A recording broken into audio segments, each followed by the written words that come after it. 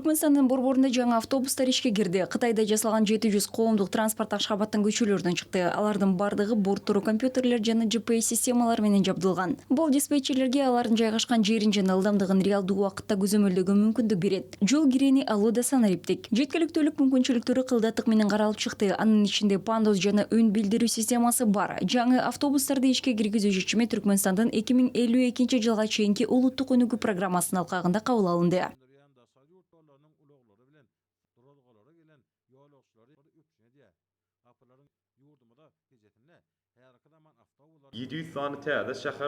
Автобус кайда жүргөнүн, багытында баратабы, ылдамдыкты сактайбы көрө алабыз. Мунун баары шаардагы абалды көзөмөлдөгө мүмкүндүк берет. Мисалы, автобус кечигип калса, биз кабарлайбыз. Бул шаар тургундары үчүн коомдук транспортты болжолдуураак кылат.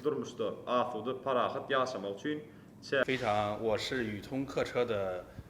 Бул телематика системасы транспорт министрлигинин кызматкерлерине автобустардын негизги маалыматтарын алыстан карап чыгууга, камеранын түз ленталарын алууга, күйүүчү майдын сарпталышын жана башка статистиканы анализдөөгө мүмкүндүк берет. Тиешелүү система барактары бул экрандарда көрсөтүлөт. Бул бүткүл унаа паркка ыңгайлуу жана эффективдүү бирдиктөө мониторинг жүргүзүүгө мүмкүндүк берет.